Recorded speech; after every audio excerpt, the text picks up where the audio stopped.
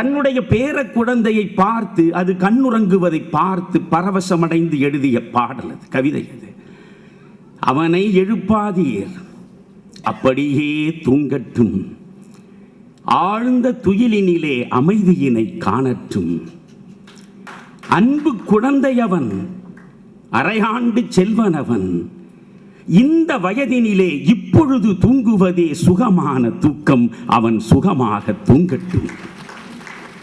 கண்ணை விழித்திந்த காசினியை பார்க்குங்கால் என்ன துயர் வருமோ, எங்கெங்கே அடி விழுமோ, காதல் வருமோ, காதலுக்கு தடை வருமோ, மோதல் வருமோ, முறைகடுவார் துணை வருமோ, நன்றியிலா நண்பர்கள்தான் நாற்புறமும் சூழ்வாரோ, நலமிழந்த பெண்ணொருத்தி நாயகியாய் வருவாளோ, செய்ய தொழில் வருமோ, திண்டாட்டம் தான் வருமோ, வெயில் அழைத்து வரும் வியர்வையிலே நீராடி ஐயா பசி என்று அலையும் நிலை வருமோ, என்ன வரும் என்று இப்போது யார் அறிவார், அவனை எழுப்பாதீர், அப்படியே தூங்கட்டும்.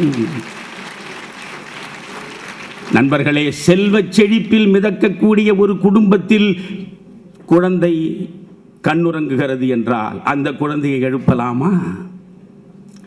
கோடிக்கு அதிபனென குறையாது வந்தாலும், நாட்டு தலைவனென நல்வாழ்வு பெற்றாலும், கேட்ட பொருள் அனைத்தும் கிடைத்தாலும், அவன் மாட்டுக்கும் கூட மரியாதை கிடைத்தாலும், பஞ்சனைகள் இருந்தாலும், பால் பழங்கள் உண்டாலும், சொத்துள்ள காரணத்தால் தூக்கம் பிடிக்காது, அவனை எழுப்பாதீர், அப்படியே தூங்கட்டும்.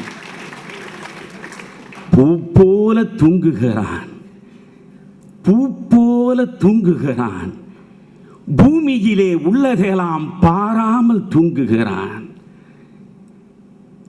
பாவிகளை சேராமல் தூங்குகிறான், தெய்வத்தின் காதினிலே ரகசியங்கள் பேசுகிறான், லாலீலா பாடுகிறான்.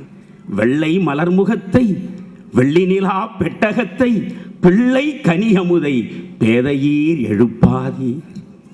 எந்த நெடுஞ்சாலையிலோ எந்த பூஞ்சோலையிலோ தம்பி நடந்த பின்பு தனிமை கிடைக்காது. வெம்பி அழுதல், வியர்த்தல், விறுவிறுத்தல், கும்பி எரிதல், கொதித்தல், துடிதுடித்தல், அம்மம்மா எவ்வளவோ அவனை எதிர்நோக்கும், அத்தனையும் தாங்குதற்கு அடித்தளங்கள் வேண்டாமா?